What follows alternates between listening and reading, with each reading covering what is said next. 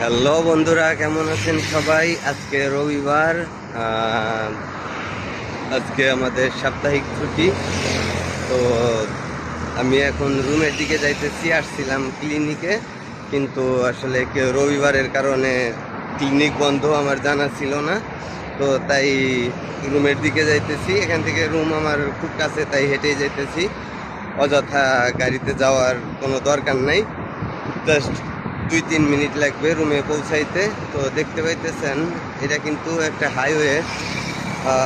রবিবারে বন্ধের দিনে গাড়ি ঘোড়ার চাপ কিন্তু অনেকটাই কম।